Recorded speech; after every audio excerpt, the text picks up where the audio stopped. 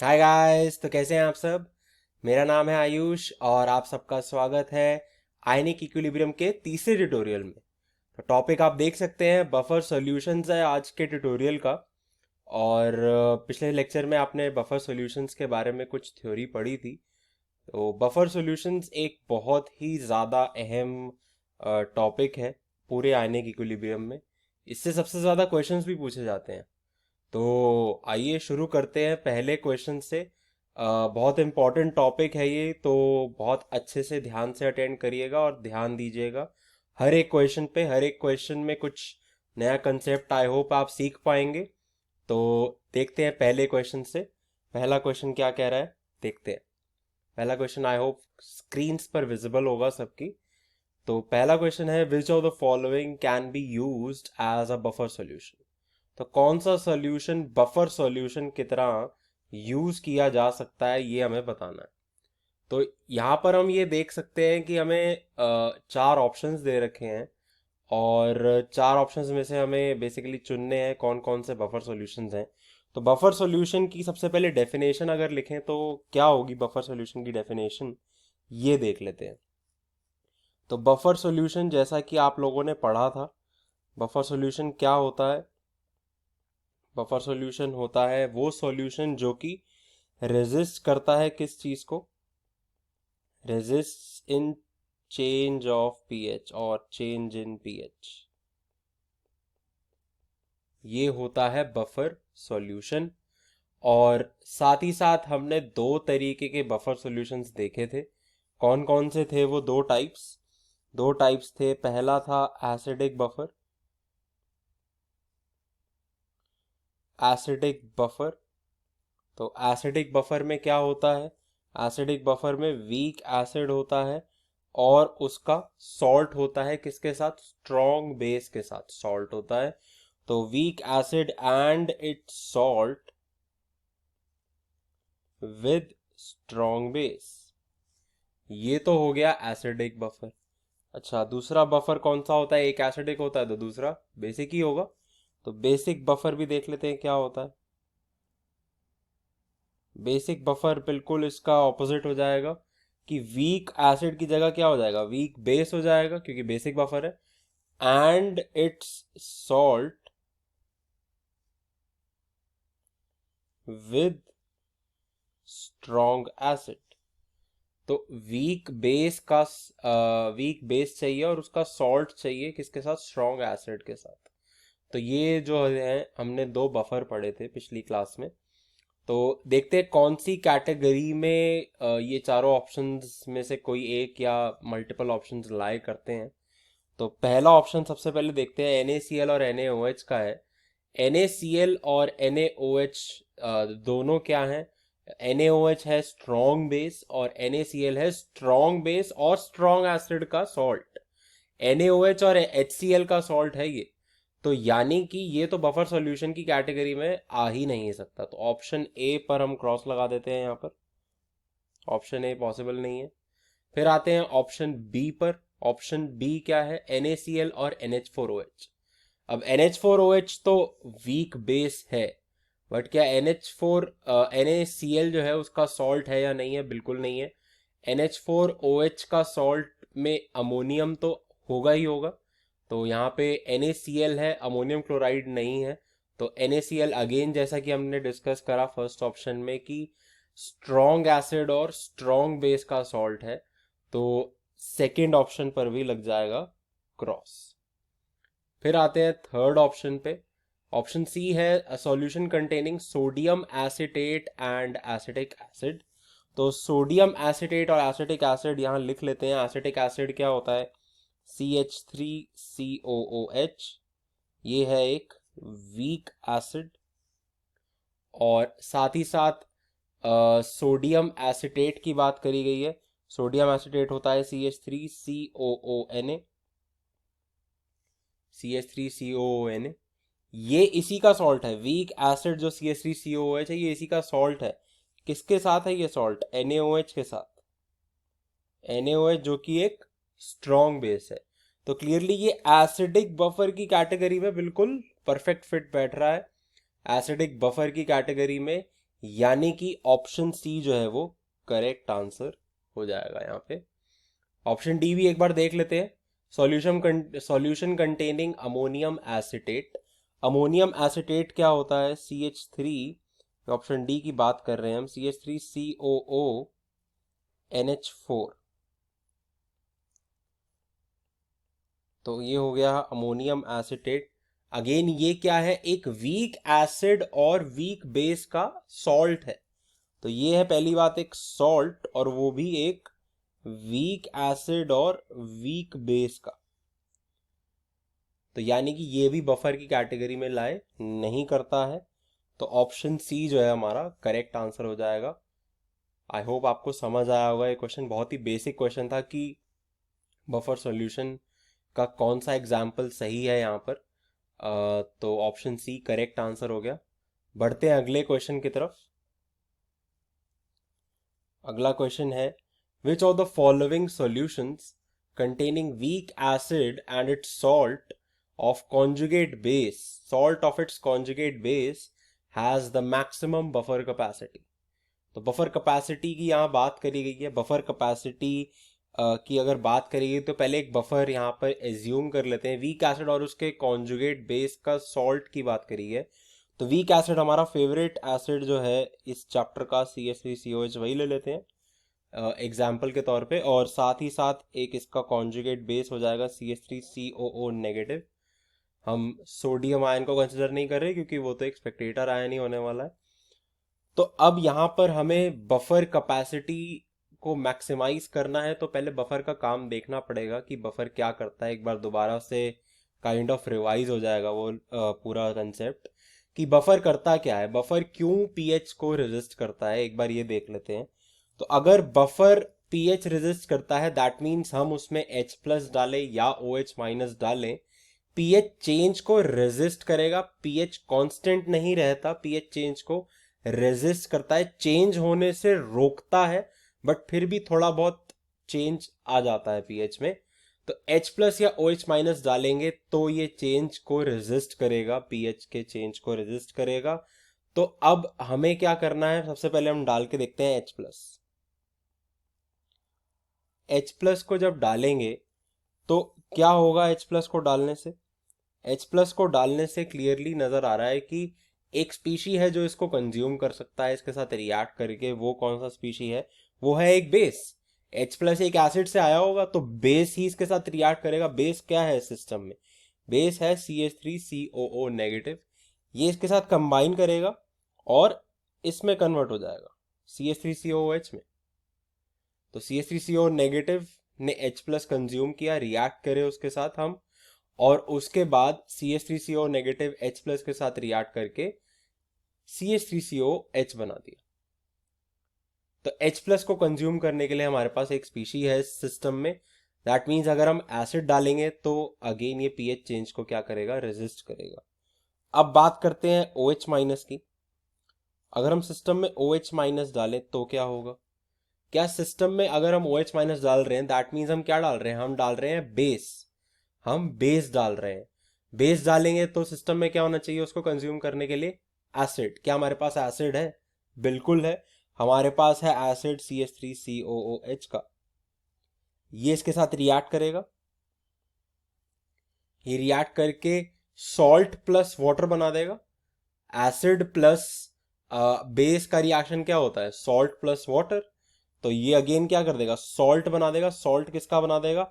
Sodium acetate या potassium acetate, जो भी काउंटर आयन है OH- का, या कोई और स्ट्रॉन्ग बेस भी हो सकता है। तो यहां पर बेसिकली एसिटेट आयन का सॉल्ट बनेगा। That means acetate ion present होगा सिस्टम में। दैट मीन्स कि इसमें कन्वर्ट हो जाएगा और साथ में वाटर बन जाएगा। तो बेसिकली हो क्या रहा है? OH- को खाने के लिए एक स्पीशी है, H+ को खाने के लिए दूसरा स्पीशी है, और OH- को जो खाने के लिए स्पीशी है वो कन्वर्ट होके दूसरे ही स्पीशी में कन्वर्ट हो रहा है। CH3COOH OH- के साथ रिएक्ट करके CH3CO नेगेटिव में कन्वर्ट हो रहा है, और CH3CO नेगेटिव H+ के साथ रिएक्ट करके CH3COOH में रिएक्ट कन्वर्ट हो रहा है। तो आपस में इंटर कन्वर्जन हो रही है, और H+ और OH- जो भी हमने सिस्टम में डाला हुआ एक तरीके से गायब हो गया। तो गायब हो गया, कंसंट्रेशन में ज़्यादा फर्क नहीं आया और पीएच में बेसिकली इसलिए ज़्यादा चेंज नहीं आया। यही होता है बफर का काम। तो अब ये बफर अपना काम सबसे अच्छे से कब करेगा? भाई अगर मैं 1 सेकेंड के लिए ये मान लूँ कि CH3COH की जो कॉन्सेंट्रेशन है वो कम है, किससे? CH3CO नेगेटिव से, यानी कि एसिड की कॉन्सेंट्रेशन सॉल्ट से कम है। अगर एसिड की कंसंट्रेशन सॉल्ट की कंसंट्रेशन से कम है, दैट मीन्स OH माइनस को खाने की जो क्षमता है इस सिस्टम में वो कम है as compared to H plus को खाने की। तो यहाँ पे बेसिकली एक डिसबैलेंस क्रिएट हो गया। तो अगेन हम कह सकते हैं कि बफर कैपेसिटी अपने मैक्सिमम लेवल पर नहीं है। अगर हम यहाँ मान लें कि CH3COH की कॉन्सेंट्रेशन ज्यादा है सॉल्ट से, तो यहाँ पे H प्लस को खाने की क्षमता जो है सिस्टम की क्या हो गई? कम हो गई। कम हो गई, दैट मीन्स अगेन सिस्टम अपनी मैक्सिमम बफर कैपेसिटी पे नहीं है।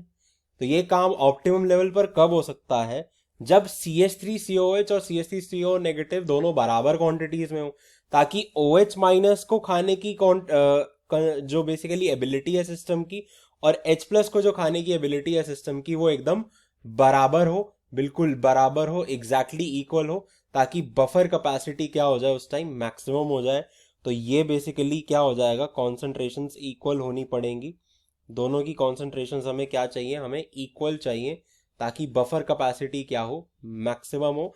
यानी कि सॉल्ट और एसिड दोनों सेम कॉन्सेंट्रेशंस में होने चाहिए ताकि बफर कैपेसिटी क्या हो? मैक्सिमम हो। इससे हमारा क्लियर कट आंसर क्या आ जाएगा? ऑप्शन ए जो है हमारा आंसर आ जाएगा। आई होप सबको समझ आ गया होगा ये क्वेश्चन। बढ़ते हैं अगले क्वेश्चन की तरफ। अगला क्वेश्चन है, how many moles of NH4Cl should be added to 200 ml of 0.18 molar NH4OH to have a pH equal to 9.6? Dissociation constant of NH4OH is 2 into 10 to the power minus 5. तो हमें यहाँ क्या दे रखा है? हमें दे रखा है NH4OH। तो सबसे पहले इसका इक्विलिब्रियम लिख लेते हैं फटाफट से। NH4OH अमोनियम हाइड्रोक्साइड, ये एक वीक बेस है, इसकी के भी हमें दे भी रखा है जो कि काफ़ी कम है, पता भी चल रहा है काफ़ी वीक बेस है। तो ये किस में टूटेगा? NH4 प्लस एक्वस में और OH माइनस एक्वस में। NH4 प्लस एक्वस और OH माइनस एक्वस में ये टूट जाएगा। T इज इक्वल टू 0 पे 0.18 मोलर हमें NH4OH जो है वो दे रखा है। NH4Cl के मोल्स हमें नहीं पता, तो हम मान लेते हैं इसकी कॉन्सेंट्रेशन A मोलर। हमने इसकी कॉन्सेंट्रेशन मानी है A मोलर। कॉन्सेंट्रेशन अगर हमें पता चल जाएगी, वॉल्यूम हमें सिस्टम की दे रखी है 200 ml, तो हम बेसिकली मोल्स निकाल सकते हैं किसके? NH4 प्लस के, यानी कि NH4Cl के, क्योंकि NH4 प्लस कहाँ से आएगा? NH4Cl से ही आएगा, ये हमें दे रखा है। तो यहाँ पे A मोलर हमने मान ली NH4 प्लस की concentration. T equal to T equilibrium पर क्या होगा ये देखते हैं। 0.18 माइनस एक्स, सिस्टम का जो रिएक्शन है वो आगे ही जाएगा क्योंकि OH माइनस सिस्टम में प्रेजेंट नहीं है। यहाँ पे हो जाएगा A प्लस एक्स और ये x। ये हमारी बेसिकली इक्विलिब्रियम कॉन्सेंट्रेशन आ गई। अब यहाँ पर एक चीज हमें नोटिस करनी है कि 2 into 10 to the power minus 5 काफी कम इक्विलिब्रियम कांस्टेंट की वैल्यू है। दैट मीन्स NH4OH काफी कम टूटता है और इसीलिए ये वीक बेस की कैटेगरी में आता भी है। और यहाँ पे अगर हम एक और चीज नोटिस करें कि भाई NH4 प्लस जो है वो सिस्टम में पहले से, NH4 प्लस अगर सिस्टम में पहले से है, दैट मीन्स ये तो नहले पे दहला हो गया। भाई NH4OH पहले ही कम टूटता है, कम डिसोसिएट करता है, ऊपर से हमने यहाँ एक प्रोडक्ट भी दे दिया उसके इक्विलिब्रियम में, तो ये तो और कम टूटेगा। और कम टूटेगा दैट मीन्स एक्स की वैल्यू और ज्यादा नेग्लिजिबल हो जाएगी। नेग्लिजिबल हो जाएगी दैट मीन्स ये ऑलमोस्ट किसके इक्वल हो जाएगा? 0.18 के। ये ऑलमोस्ट किसके इक्वल हो जाएगा? ए मोलर के, क्योंकि ए और 0.18 तो कंपेरेबल वैल्यूज होने वाली हैं जो इनिशियली बेसिकली हमने NH4Cl डाला है। तो एक्स के कंपैरिजन में ये काफी ज्यादा होगा और ये हम चेक भी कर सकते हैं जब हम ए की वैल्यू निकालेंगे। तो यहां पर बेसिकली हमने x को क्या कर दिया? नेग्लेक्ट कर दिया। तो अब यहां पे हमें x की वैल्यू दे भी रखी है, क्या दे रखी है ये भी देख लेते हैं। कैसे निकालेंगे? pH दे रखा है हमें 9.6। अब ये pH कब दे रखा है भाई? इक्विलिब्रियम पर ही तो देंगे pH। इक्विलिब्रियम पर ही तो हम pH मेजर कर सकते हैं, क्योंकि तभी तो H प्लस आएंगे सिस्टम में या OH माइनस आएंगे सिस्टम में, जिससे हम pH वैल्यू निकाल सकते हैं जब इक्विलिब्रियम एस्टैब्लिश होगा। उससे पहले तो कॉन्सेंट्रेशन चेंज करती रहेंगी, तो ये इक्विलिब्रियम पे ही तो pH दे रखा है। दैट मीन्स pH दे रखा है तो H प्लस की कॉन्सेंट्रेशन दे रखी है। H प्लस की कॉन्सेंट्रेशन कितनी दे रखी है? 10⁻⁻⁹ मोलर। ये हमें H प्लस की कॉन्सेंट्रेशन दे रखी है। तो यानी कि हमें OH माइनस की कॉन्सेंट्रेशन क्या दे रखी है? इक्विलिब्रियम पर ही दे रखी है। OH माइनस की कॉन्सेंट्रेशन कितनी हो गई? KW/H प्लस, क्योंकि सब कुछ पानी में होता है तो KW/H प्लस तो होगा ही। तो यहाँ पर हम ये देख लेते हैं 10⁻⁻14 KW की वैल्यू, 10⁻⁹ 9.6 H प्लस की कॉन्सेंट्रेशन हमें मिल गई। तो OH माइनस की कॉन्सेंट्रेशन कितनी हो गई? वो हो गई 10⁻⁴.4 मोलर। और यही X की वैल्यू है। क्यों X की वैल्यू है? क्योंकि OH माइनस की कॉन्सेंट्रेशन तो यही है। तो X की वैल्यू हमें मिल गई। यहाँ से X की वैल्यू मिल गई। अब हम क्या करने वाले हैं? अब हम लिखने वाले हैं इक्विलिब्रियम का एक्सप्रेशन। इक्विलिब्रियम का एक्सप्रेशन लिखने वाले हैं। कैसे लिखेंगे? KB is equal to NH4 plus की कॉन्सेंट्रेशन इंटू OH माइनस की कॉन्सेंट्रेशन अपॉन NH4OH की कॉन्सेंट्रेशन। यहाँ पे अगर हम देखें अब तो 0.18 जो है वो NH4OH की कॉन्सेंट्रेशन है, डिनोमिनेटर में आ जाएगी ये। ए मोलर जो है वो NH4 प्लस की है और OH माइनस की हमने अभी अभी कैलकुलेट करी है, कितनी है? 10⁻⁴.4। इसको इक्वल कर देंगे KB की वैल्यू के। KB की वैल्यू हमें दे रखी है 2 इंटू 10⁻⁵। तो A कितना आ जाएगा? यहाँ से हमारे पास A आ जाएगा 2 इंटू 10⁻⁵ इंटू 0.18 इंटू 10⁻⁴.4। तो A अगर हम यहाँ से कैलकुलेट करेंगे तो ये आ जाएगा 2 इंटू 0.18 हो गया 0.36 इंटू 10⁻⁻, ये प्लस हो जाएगा यहाँ पे, प्लस 4.4 जब से दूसरी साइड जाएगा तो ये हो जाएगा 10⁻⁻.6। 10⁻⁻.6 रफली 4 के इक्वल होता है। तो 10⁻⁻.6 क्या हो जाएगा? 1/4 के इक्वल। तो 0.36 डिवाइडेड बाय 4 हो जाएगा यहाँ पे। तो A की वैल्यू हमारे पास आ गई 0.09 मोलर। ये आ गई A की वैल्यू। इसके बाद हमें क्या करना है? हमें NH4 प्लस NH4Cl के मोल्स निकालने हैं। तो A क्या है? NH4 प्लस की कॉन्सेंट्रेशन, दैट मीन्स NH4Cl की कॉन्सेंट्रेशन, क्योंकि जितना NH4Cl उतना ही NH4 प्लस, क्योंकि सॉल्ट तो सारे 100% डिसोसिएट हो जाते हैं। तो NH4Cl की कॉन्सेंट्रेशन कितनी होगी? 0.09 मोलर। वॉल्यूम हमें यहाँ दे रखी है सिस्टम की। वॉल्यूम दे रखी है 200 cc, यानी कि 200 ml, यानी कि 0.2 लीटर। तो वॉल्यूम पता है, मोलैरिटी पता है, तो मोल्स आ ही जाएंगे। N of basically number of moles अगर हम देखें NH4Cl के, तो वो क्या हो जाएगा? Molarity into volume. तो ये कितना हो जाएगा? N ऑफ NH4Cl हो जाएगा 0.018 मोल। ये हो गया इसका फाइनल आंसर। आई होप सबको समझ आ गया होगा। बहुत ही सिंपल क्वेश्चन था। बढ़ते हैं अगले क्वेश्चन की तरफ। pKa of a weak acid Ha is 4.5. pOH of an aqueous buffered solution of Ha in which 50% of the acid is ionized is। तो सबसे पहले Ha का जो है, Ha aqueous किस में ब्रेक होगा? H प्लस aqueous और A माइनस aqueous में। T इज इक्वल टू 0 पर C0 कॉन्सेंट्रेशन है। T is equal to T equilibrium पर C0/2 हो जाएगी। क्यों C0/2 हो जाएगी? क्योंकि 50% ऑफ HA जो है, 50% ऑफ एसिड जो है वो आयनाइज हो चुका है ये हमें क्वेश्चन में दे रखा है। तो सी नॉट अगर है तो सी नॉट बाय टू ही रह जाएगा after 50% ionisation. Initially H plus और A माइनस दोनों नहीं है, दोनों नहीं है, तो यहाँ पर सी नॉट बाय टू अगर ये है तो ये सी नॉट बाय टू ये बन जाएगा और ये सी नॉट बाय टू बन जाएगा।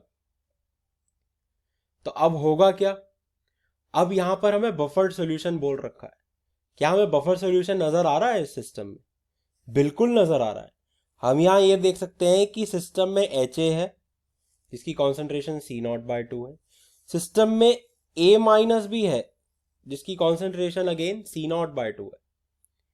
तो यहां पर HA और A माइनस, HA जो कि एक वीक एसिड है, A माइनस जो उसका कॉन्जुगेट बेस हो गया, तो HA और A माइनस दोनों प्रेजेंट है सिस्टम में, जबकि इनिशियली सिर्फ HA था।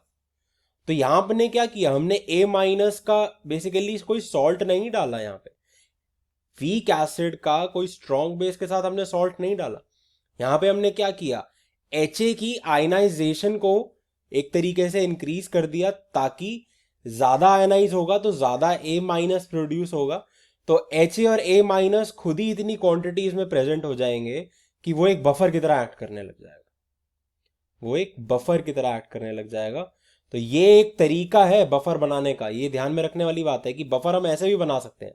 जरूरी नहीं है कि हमेशा सॉल्ट और एसिड दोनों प्रेजेंट हो इनिशियली, हम बफर को क्रिएट भी कर सकते हैं सिर्फ एसिड या बेस से।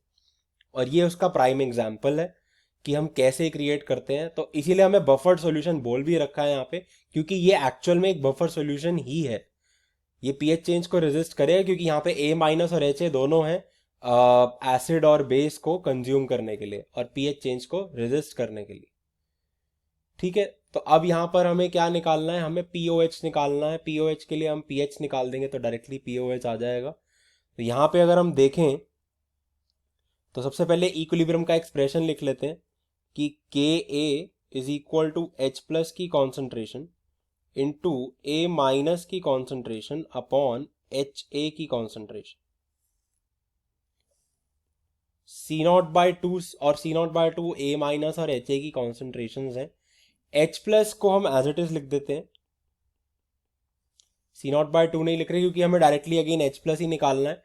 तो सी नॉट निकालें या H प्लस निकालें ऑलमोस्ट एक ही बात हो जाएगी। सी नॉट बाय टू जो है वो A माइनस की कॉन्सेंट्रेशन है और सी नॉट बाय टू जो है वो HA की भी कॉन्सेंट्रेशन है। तो ये दोनों कैंसिल आउट हो जाएंगे बिल्कुल एक दूसरे से। तो H प्लस की वैल्यू क्या आ गई, Ka के इक्वल। H प्लस की वैल्यू क्या आ गई, Ka के इक्वल। अगर H प्लस की वैल्यू Ka के इक्वल आ गई तो negative log of H plus जब लेंगे तो क्या होगा, तो वो हो जाएगा नेगेटिव लॉग ऑफ Ka के equal. Negative log of H plus क्या होता है, PH। Negative log of Ka क्या होता है, pKa। और हमें pKa की ही वैल्यू दे रखी है और pH अगर हमें पता है तो POH कैसे निकालेंगे, POH हो जाएगा 14 माइनस PH, यानी कि 14 माइनस pKa। तो POH की वैल्यू कितनी आ जाएगी, 14 माइनस pKa की वैल्यू हमें 4.5 दे रखी है, तो POH हो जाएगा यहाँ से 9.5। तो ये हो गया हमारा फाइनल आंसर। देखते हैं कौन सा ऑप्शन सही आंसर है। ऑप्शन सी यहाँ पर हमें नज़र आ रहा है कि ऑप्शन सी जो है वो करेक्ट आंसर है, बिल्कुल करेक्ट आंसर है। तो आई होप आपको समझ आ गया होगा ये क्वेश्चन। आगे बढ़ते हैं अगले क्वेश्चन की तरफ। अगला क्वेश्चन क्या कह रहा है ये देखते हैं। अगला क्वेश्चन है, अ buffer solution contains 0.1 mole of sodium acetate dissolved in 1000 ml of 0.1 molar acetic acid। तो एसिटिक एसिड की जो कॉन्सेंट्रेशन है वो हमें यहाँ दे रखी है कितनी, 0.1 मोलर। 0.1 मोलर एसिटिक एसिड की जो है हमें कॉन्सेंट्रेशन दे रखी है। साथ ही साथ हमें वॉल्यूम दे रखी है सोल्यूशन की 1000 ml या 1000 सेंटीमीटर क्यूब या 1 लीटर। तो 1 लीटर जो है वो सॉल्यूशन की वॉल्यूम हो गई। 0.1 मोल इसमें हमें क्या दे रखा है, sodium acetate. To the above buffer solution, 0.1 mole of sodium acetate is further added and dissolved. तो 0.1 mole of sodium acetate is further added. तो और सोडियम एसिटेट हमने यहाँ पर बेसिकली ऐड कर दिया सिस्टम में और इसको डिसॉल्व कर दिया. हमें निकालना है pH of the resulting buffer. देखते हैं कैसे करेंगे इसको. तो अगर हमें 0.1 मोल दे रखा है सोडियम एसिडेट और उसमें 0.1 मोल और डाल दिया तो कितना हो गया भाई? 0.2 मोल हो गया. 0.2 मोल इन 1000 ml वॉल्यूम इज 0.2 मोलर. तो सोडियम एसिटेट की हमें कॉन्सेंट्रेशन मिल गई. यहां से सोडियम एसिटेट की कॉन्सेंट्रेशन कितनी मिल गई? CH3COONA की कॉन्सेंट्रेशन कितनी मिल गई हमें यहां से? 0.2 मोलर. और CH3CONA की मिल गई तो CH3CO नेगेटिव की भी यही हो जाएगी, क्योंकि सॉल्ट तो पूरी तरीके से डिसोसिएट कर जाता है. तो CH3CO नेगेटिव जो है वो भी 0.2 मोलर हो जाएगा. और एसिटिक एसिड की हमें कॉन्सेंट्रेशन दे रखी है. हमें बेसिकली पीएच निकालना है Ka के टर्म्स में. तो आइए निकालते हैं. सबसे पहले रिएक्शन लिख लेंगे. रिएक्शन है CH3COOH aqueous, CH3COO negative plus H plus. तो T इज इक्वल टू 0 पे 0.1 molar is acetic acid, 0.2 molar is acetate ion और सोडियम एसिटेट, जहाँ से एसिटेट आयन आया है, और H प्लस जो है वो प्रेजेंट नहीं है. T is equal to T equilibrium पे ये हो जाएगा 0.1 माइनस एक्स, ये हो जाएगा 0.2 प्लस एक्स और ये हो जाएगा x. ठीक है. तो यहां से अब हम क्या करेंगे, हमें x की वैल्यू निकालनी है ताकि pH आ जाए. बट यहाँ पे सबसे पहले हम अगेन देख लेते हैं. हमें ये पता है कि Ka काफ़ी कम होता है एसिटिक एसिड का. ये हमें पता है 10⁻⁵ के ऑर्डर का होता है Ka. तो 10⁻⁵ के ऑर्डर का होता है, तो यानी कि एसिटिक एसिड काफ़ी कम डिसोसिएट करता है, ये हमें पता है. एसिटिक एसिड पहले ही कम डिसोसिएट करता है, उसके बाद हमें एसिटेट आयन भी दे दिया सिस्टम में. जब एसिटेट आयन दे दिया तो क्या हुआ भाई? नैले पे दहला वाली सिचुएशन दोबारा हो गई ना. तो नैले पे दहला वाली सिचुएशन हो गई. दैट मीन्स हम एक्स को अच्छे से अप्रोक्सीमेट कर सकते हैं. यहाँ पे एक्स को हम बेसिकली नेग्लेक्ट कर सकते हैं यहाँ पर 0.1 के रिस्पेक्ट में, और अगर 0.1 के रिस्पेक्ट में कर सकते हैं तो 0.2 के रिस्पेक्ट में भी कर सकते हैं. तो यहाँ पे हमने अप्रोक्सीमेशन ले ली. तो अब हम वैल्यू निकाल लेते हैं एक्स की, जो कि जिससे हमें पीएच मिल जाएगा. तो Ka जो है, Ka का एक्सप्रेशन लिख लेते हैं यहाँ पर. Ka का एक्सप्रेशन क्या होगा? CH3COO नेगेटिव की कॉन्सेंट्रेशन इंटू H प्लस की कॉन्सेंट्रेशन अपॉन CH3COOH की कॉन्सेंट्रेशन. इसकी वैल्यू क्या आ जाएगी यहाँ पे? CH3CO नेगेटिव की कॉन्सेंट्रेशन है 0.2. H प्लस को हम एज इट इज लिख देते हैं क्योंकि हमें डायरेक्टली पीएच ही निकालना है. और CH3COOH की जो हो जाएगी वो हो जाएगी 0.1. तो यहाँ पर हमारे पास इक्वेशन आ गई 2 times H plus is equal to Ka. 2 times H plus अगर Ka है तो H प्लस कितना हो जाएगा? H प्लस हो जाएगा Ka/2. तो यहाँ पे सबसे पहले लॉग ले लेते हैं. Log of H plus will be equal to log of Ka/2 will be equal to log of Ka minus log of 2. ठीक है. तो यहाँ पर हमने log ले लिया, लेकिन pH क्या होता है? Negative log. तो नेगेटिव लॉग लेंगे तो यहाँ माइनस लग जाएगा, यहाँ भी माइनस लग जाएगा, यहाँ माइनस लग जाएगा और यहाँ प्लस लग जाएगा. Minus into minus is plus. Negative log of H plus क्या होता है? pH होता है. नेगेटिव लॉग ऑफ Ka क्या होता है? PaKa होता है. PKa. और log 2 एज इट इज रह जाएगा, वो कांस्टेंट वैल्यू है एक. तो ये क्या आ गया हमारा? pH की वैल्यू आ गई किसके टर्म्स में? pKa के टर्म्स में हमारी pH की वैल्यू आ गई. और यही हमें निकालना भी था. Ka हमें वैल्यू नहीं दे रखी, हमें pKa के टर्म्स में ही दे रखे हैं. हम ऑप्शंस भी देख सकते हैं यहाँ पर. pKa प्लस log 2 कौन सा ऑप्शन है? हमें क्लियरली नजर आ रहा है ऑप्शन डी जो है वो करेक्ट आंसर हो जाएगा, पी के ए प्लस लॉग 2। बहुत ही सिंपल सा सवाल था, आई होप आप सबको समझ आ गया होगा। बढ़ते हैं अगले क्वेश्चन की तरफ। अगला क्वेश्चन है, a certain buffer solution contains equal concentration of x minus and hx. The kb for x minus is 10 to the power minus 10. The pH of the buffer is, तो हमें pH निकालना है buffer का, और इस बार क्या दे रखा है, इस बार हमें Ka नहीं दे रखा है एसिड का, हमें क्या दे रखा है, x माइनस का Kb दे रखा है। अब ये x माइनस का Kb क्या है भाई, ये समझते हैं जरा इस क्वेश्चन में। तो x माइनस का Kb, x माइनस हमें ये पता है कि क्या नेचर शो करता है, बेसिक नेचर शो करता है, और इसीलिए इसका Kb दे रखा है, इसका Ka नहीं दे रखा।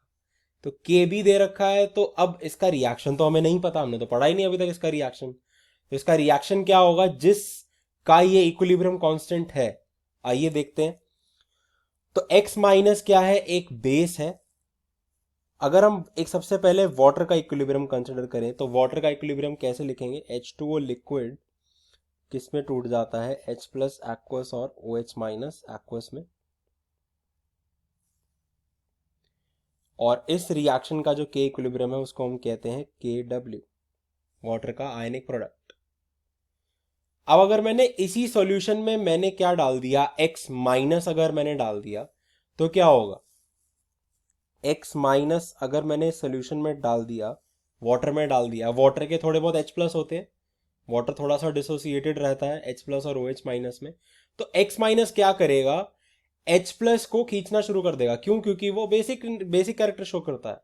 तो वो क्या करेगा, H प्लस को अपनी तरफ खींचेगा और उसके साथ कंबाइन करने लग जाएगा, उसके साथ रिएक्ट करने लग जाएगा। तो x minus aqueous plus H plus aqueous क्या करने वाले, ये H प्लस एक्वस यही वाला है जो वाटर से आया है। तो x minus aqueous plus H plus aqueous मिलकर क्या बना देंगे, HX बना देंगे। ये मिलके क्या बना देंगे, HX बना देंगे। अब हमें क्या करना है, अब सबसे पहले यहां पर हमें pH की वैल्यू निकालनी है जो कि बफर की है।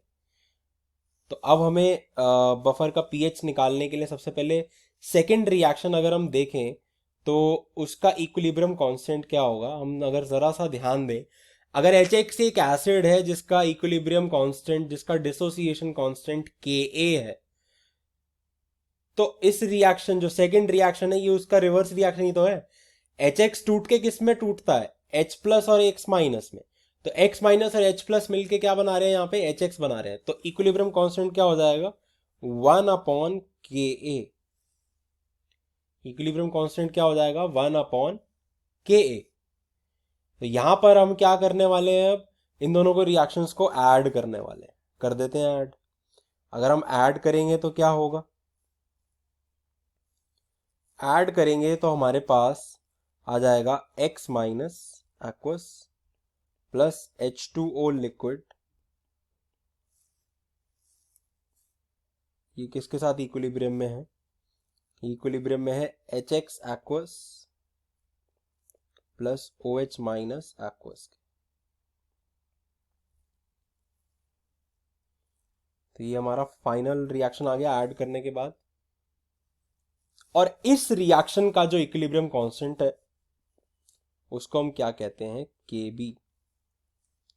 उसको हम कहते हैं Kb, क्योंकि यहां से हमें पता भी चल रहा है x माइनस का जो बेसिक नेचर है यहां से क्लियर कट नजर आ रहा है। कैसे नजर आ रहा है कि भाई इस रिएक्शन से हम क्या कह सकते हैं कि x माइनस वाटर में जब हमने डाला तो उसने क्या किया, HX बना दिया और साथ में OH माइनस रिलीज कर दिया। OH माइनस रिलीज कर दिया यानी कि वो बेसिक नेचर का है, ये पता भी चल रहा है यहां से।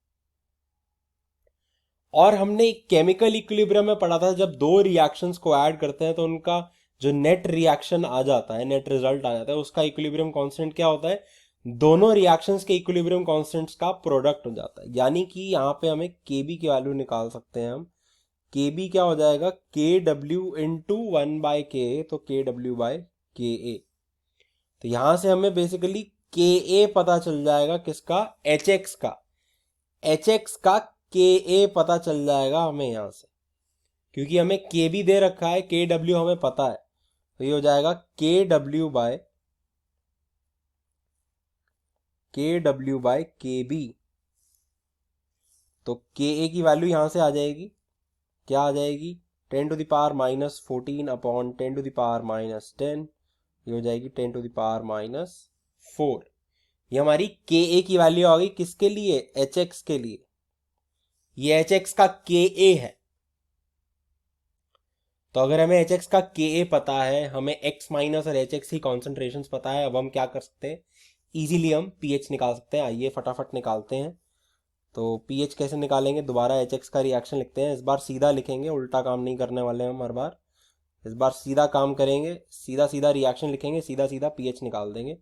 H plus aqueous plus X minus aqueous, इस रिएक्शन का जो इक्विलिब्रियम कांस्टेंट है वो होता है Ka, जो हम निकाल चुके हैं ऊपर। T इक्वल टू 0 पे अब हमें क्या दे रखा है, इसकी C0 कॉन्सेंट्रेशन दे रखी है, इसकी भी C0 कॉन्सेंट्रेशन दे रखी है। H प्लस अभी सिस्टम में नहीं है। T is equal to T equilibrium पे C0 minus x, C0 plus x, ये हो जाएगी X माइनस की कॉन्सेंट्रेशन, और X हो जाएगी H प्लस की कॉन्सेंट्रेशन।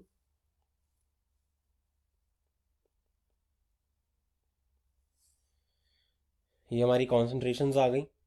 अब अगेन हम क्या करने वाले हैं, अप्रॉक्सीमेशन लेने वाले हैं। क्यों, क्योंकि ये x हो जाएगा। क्यों, क्योंकि x जो है वो बहुत कम होने वाला है। क्यों, क्योंकि k की वैल्यू अगेन बहुत कम है, 10⁻⁻4 है, और पहले से ही HX एक वीक एसिड है, साथ ही साथ हमें x माइनस भी दे रखा है सिस्टम में। तो सप्रेशन हो जाएगी बहुत ज़्यादा, यानी कि HX बहुत ही कम टूटने वाला है। तो यानी कि ये ऑलमोस्ट इक्वल टू C0 हो जाएगा, और ये भी ऑलमोस्ट इक्वल टू C0 हो जाएगा। तो अब हमें क्या करना है, हमें H प्लस की कॉन्सेंट्रेशन निकालनी है, जहाँ से हमें pH मिल जाएगा। तो H प्लस की कॉन्सेंट्रेशन निकालने के लिए हम Ka लिख लेते हैं पहले। Ka क्या हो जाएगा, H प्लस की कॉन्सेंट्रेशन इंटू X माइनस की कॉन्सेंट्रेशन अपॉन HX की कॉन्सेंट्रेशन। H प्लस की कॉन्सेंट्रेशन है X, या हम डायरेक्टली H प्लस भी लिख सकते हैं क्योंकि हमें pH ही निकालना है। X माइनस की कॉन्सेंट्रेशन है C0, और HX की कॉन्सेंट्रेशन है अगेन C0। C0 और C0 क्या हो जाएंगे, कैंसल आउट, और एक इसके इक्वल हो जाएगा 10⁻⁻4 के। H प्लस की कॉन्सेंट्रेशन अगर हमें दे रखी है 10⁻⁻4 मोलर, तो pH कितना हो जाएगा, pH हो जाएगा 4। pH हो जाएगा 4। देखते हैं कौन सा ऑप्शन सही आंसर है। क्लियरली ऑप्शन ए जो है वो करेक्ट आंसर हो जाएगा। ऑप्शन ए करेक्ट आंसर हो गया। थोड़ा डिफरेंट टाइप का क्वेश्चन था, डिफरेंट तरीके से हमें Ka दे रखा था। आई होप सबको समझ आ गया होगा। बढ़ते हैं अगले क्वेश्चन की तरफ। अगला क्वेश्चन क्या कह रहा है, how many gram moles of HCl will be required to prepare 1 liter of buffer solution containing NaCN and HCN of pH 8.5 using 0.01 gram formula weight of NaCN।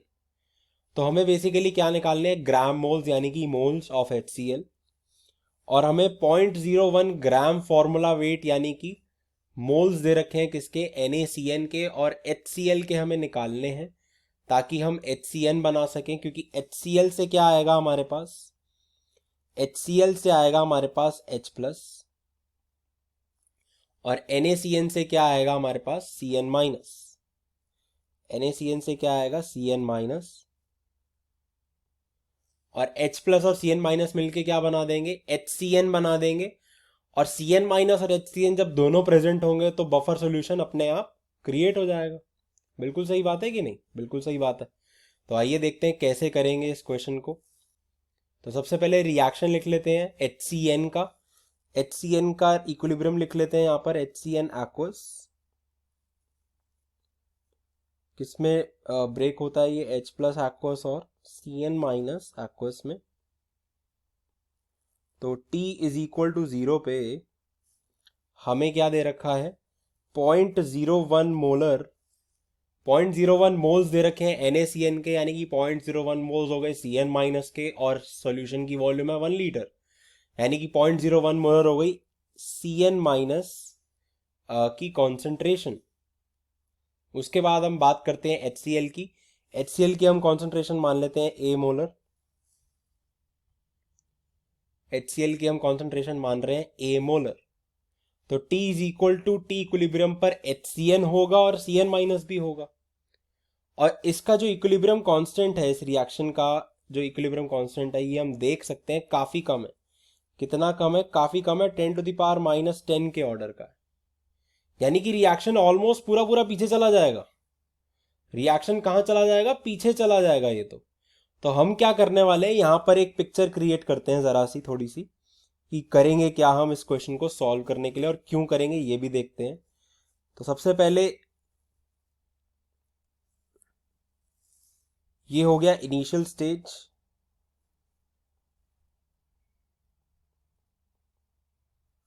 और ये हो गया फाइनल स्टेज। बेसिकली 0% रिएक्शन यहां पर हुआ है और यहां पर कितना हुआ है? 100% कंप्लीट हो गया। ठीक है, तो 0% और 100% कंप्लीट हो गया है। और इक्विलिब्रियम कहीं बीच में लाई करता है, क्योंकि इक्विलिब्रियम क्या बताता है हमें? Extent of reaction. और इस समय अगर हम माने कि क्योंकि HCN तो सिस्टम में है नहीं, HCN तो सिस्टम में है नहीं, तो एक तरीके से रिएक्शन तो एक तरीके से यहीं पे है, रिएक्शन यहां पर है, रिएक्शन यहां पर है, और इक्विलिब्रियम स्टेज कहां लाई करता है? यहां लाई करता है। ये हमारा क्या है? इक्विलिब्रियम स्टेज है। ये हमारा इक्विलिब्रियम स्टेज है। तो अब हम क्या करने वाले हैं? अब हम रिएक्शन को क्या करेंगे? हम बैकवर्ड ले जाएंगे। कैसे बैकवर्ड लेके जाएंगे? हम इसको क्या करने वाले हैं? हम रिएक्शन को पूरा बैकवर्ड ले जाएंगे, इनिशियल कंडीशन पे ले जाएंगे। इनिशियल कंडीशन पे ले जाके हम क्या करने वाले हैं? थोड़ा सा फॉरवर्ड ले आएंगे। अब ऐसा हम क्यों करने वाले हैं? क्योंकि अगर हम डायरेक्टली पीछे लेके जाएंगे, अगर हम डायरेक्टली यहां से यहां पर लेकर आते हैं, तो होगा क्या? मान लेते हैं कि अगर हम डायरेक्टली लेकर आते हैं तो x amount of CN minus और x amount of H plus जो है वो टूट जाएगा और x अमाउंट ऑफ HCN बन जाएगा। तो 0.01 minus x into A minus x upon x, ये किसके इक्वल हो जाएगा? KA के इक्वल हो जाएगा। और अब हमें ये क्वाड्रेटिक सॉल्व करनी पड़ेगी। अब हमें क्या करना पड़ेगा? ये क्वाड्रेटिक सॉल्व करनी पड़ेगी। क्वाड्रेटिक सॉल्व करना बहुत ही टीडियस काम होने वाला है।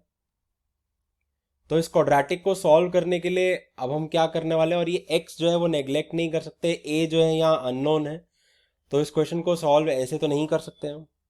तो हम क्या कर रहे हैं? हम पूरे रिएक्शन को पीछे लेकर जा रहे हैं। पूरे रिएक्शन को पीछे लेकर जा रहे हैं, दैट मीन्स हम लिमिटिंग रिएक्टेंट को खत्म कर रहे हैं। लिमिटिंग रिएक्टेंट को खत्म कर देंगे, दैट मीन्स H प्लस या CN माइनस जो भी लिमिटिंग रिएक्टेंट होगा वो उनमें से एक खत्म हो जाएगा और रिएक्शन इनिशियल स्टेज पे आ जाएगा।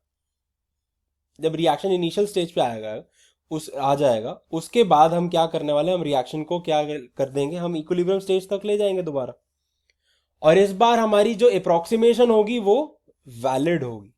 जो अप्रोक्सीमेशन होगी वो क्या होगी? वैलिड होगी। क्यों? क्योंकि रिएक्शन तो बहुत ही थोड़ा सा आगे जाने वाला है, तो जो अमाउंट ऑफ HCN उसके बाद ब्रेक करेगा वो काफी कम होगा, वो काफी कम होगा। दैट मीन्स हमारी अप्रोक्सीमेशन क्या होगी? वैलिड होगी।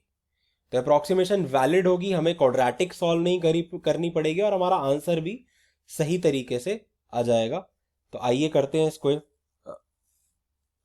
दोबारा, इक्विलिब्रियम लिखते हैं एक बार HCN का।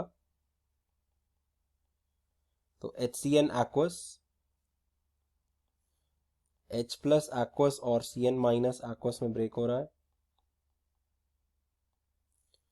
T इज इक्वल टू 0 पे HCN प्रेजेंट नहीं है, ये है A मोलर और ये है 0.01 मोलर, या मोल्स भी बोल सकते हैं क्योंकि एक ही लीटर सॉल्यूशन है, तो मोल्स और मोलैरिटी सेम हो जाएंगे। अब हम क्या करने वाले हैं? रिएक्शन को पूरा बैकवर्ड लेकर जाने वाले हैं। पूरा बैकवर्ड यानी कि लिमिटिंग रिएजेंट खत्म हो जाएगा। लिमिटिंग रिएजेंट खत्म हो जाएगा, that means T is equal to T0 बोल देते हैं इस टाइम को। इक्विलिब्रियम नहीं बोल सकते क्योंकि इक्विलिब्रियम स्टेज तो अभी आया ही नहीं है। तो इक्विलिब्रियम स्टेज को हम क्रॉस ओवर करके हम इनिशियल कंडीशन पे पहुंच चुके हैं, और ऑब्वियसली इनिशियल कंडीशन पे H प्लस खत्म होगा, CN माइनस नहीं। क्यों? क्योंकि सॉल्यूशन एक बफर सॉल्यूशन है। बफर सॉल्यूशन है, दैट मीन Cn माइनस और HCN को अच्छे अच्छे अमाउंट्स में प्रेजेंट होना पड़ेगा ताकि एक बफर सॉल्यूशन हम क्रिएट कर सके। अगर Cn माइनस खत्म हो जाएगा तो HCN जो है वो बहुत ही कम ब्रेक करेगा और उससे हम बफर क्रिएट नहीं कर सकते हैं। तो यानी कि एक जो है वो 0.01 से कम होगा, यानी कि H प्लस की जो कॉन्सेंट्रेशन है या H प्लस के जो मोल्स है वो कम होंगे। H प्लस जो है यहाँ पे लिमिटिंग रिएजेंट होगा, तो यहाँ पे 0.01 माइनस ए लिख सकते हैं Cn माइनस के आगे, और यहाँ पे डैश लगा सकते हैं और यहाँ ए लिख सकते हैं HCN के आगे। इसके बाद क्या होगा? अब सिस्टम वापस फॉरवर्ड जाएगा। क्यों फॉरवर्ड जाएगा? क्योंकि H प्लस तो सिस्टम में है नहीं और इक्विलिब्रियम स्टेज भी अभी तक नहीं आया है। तो इक्विलिब्रियम स्टेज नहीं आया, दैट मीन सिस्टम कहाँ जाएगा? अब फॉरवर्ड डायरेक्शन में जाएगा। जैसे ही फॉरवर्ड डायरेक्शन में जाएगा, हम ये देख सकते हैं कि एक तो पहले ही HCN एक वीक एसिड, ऊपर से नहले पे दहला Cn माइनस जो है वो सिस्टम में पहले से प्रेजेंट है। तो यानी कि अगर हम यहाँ लिखेंगे A माइनस एक्स और यहाँ पे 0.01 माइनस ए प्लस एक्स, तो ये क्या हो जाएगा? अगेन नेग्लिजिबल हो जाएगा x जो है। तो यहाँ पर हम क्या मान लेंगे? इसको a के इक्वल मान लेंगे, यहाँ इसको 0.01 माइनस ए के इक्वल मान लेंगे। ये हमारी इक्विलिब्रियम की कॉन्सेंट्रेशंस आ गई। इक्विलिब्रियम की कॉन्सेंट्रेशंस आ गई, दैट मीन्स अब हम क्या कर सकते हैं? पीएच निकाल सकते हैं इस बफर का। बफर यानी कि HCN और Cn माइनस यहाँ दोनों प्रेजेंट है, हमें नजर आ रहा है, तो ये बफर सॉल्यूशन बिल्कुल है। इस बफर सॉल्यूशन का आइए पीएच निकालते हैं। तो Ka जो है वो हमें दे रखा है, इसको हम कैसे लिख देंगे? H plus into Cn minus की कॉन्सेंट्रेशन अपॉन HCN की कॉन्सेंट्रेशन। तो H प्लस की कॉन्सेंट्रेशन को हम एज इट इज लिख देते हैं क्योंकि हमें पीएच निकालना है। 0.01 माइनस ए अपॉन HCN की कॉन्सेंट्रेशन है A। क्या हमें H प्लस की कॉन्सेंट्रेशन दे रखी है? क्योंकि यहां तो A अननोन है। H प्लस की कॉन्सेंट्रेशन हमें दे रखी है, देखते हैं कैसे दे रखी है। और Ka की वैल्यू भी हमें दे रखी है, कितनी दे रखी है? 4.1 इंटू 10⁻⁻10। और पीएच दे रखा है इस बफर सॉल्यूशन का। पीएच कितना दे रखा है? 8.5। तो 4.1 इंटू 10⁻⁻10 जो है वो हमें दे रखी है Ka की वैल्यू। और साथ ही साथ हमें H प्लस की कॉन्सेंट्रेशन कितनी दे रखी है? 10⁻⁻8.5। तो अब हम यहाँ से A की वैल्यू निकाल सकते हैं। A की वैल्यू निकाल सकते हैं, दैट मीन्स हम HCl की कॉन्सेंट्रेशन या HCl के मोल्स निकाल सकते हैं। तो आइए निकालते हैं। तो अगर हम यहाँ से सॉल्व करेंगे और A की वैल्यू निकालेंगे तो कितनी आ जाएगी A की वैल्यू? तो यहाँ से अगर हम सॉल्व करेंगे तो A की वैल्यू आ जाएगी 0.089 मोल। या मोलर और मोलारिटी सेम हो जाएंगे यहाँ पे, मोल्स और मोलारिटी, क्योंकि वॉल्यूम 1 लीटर है। तो A जो है वो 0.089 मोल हो गए, यानी कि H प्लस की हमारे पास कॉन्सेंट्रेशन है, H प्लस के मोल्स आ गए, यानी कि HCl के मोल्स आ गए। यहाँ पर HCl के मोल्स आ गए कितने? 0.089 मोल्स। 0.089 मोल्स आ गए, यही हमें निकालना था। तो ये हमारा हो गया क्या? फाइनल आंसर हो गया। Number of moles of HCl 0.098 moles. I hope सबको समझ आ गया होगा ये क्वेश्चन। बढ़ते हैं अगले क्वेश्चन की तरफ। अगला क्वेश्चन है, two buffers X and Y of pH 4.0 and 6.0 respectively are prepared from acid Ha and salt sodium A.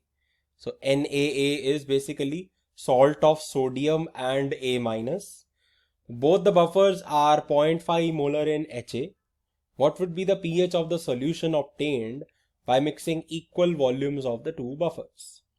तो अब हम क्या करेंगे? हमें सबसे पहले pH दे रखा है दोनों बफर्स का। pH दे रखा है, दैट मीन्स हम सॉल्ट की कॉन्सेंट्रेशन क्या निकाल सकते हैं? क्योंकि हमें सॉल्ट की कॉन्सेंट्रेशन नहीं दे रखी है, हमें Ha की कॉन्सेंट्रेशन दे रखी है। तो अगर हम यहाँ पे Ha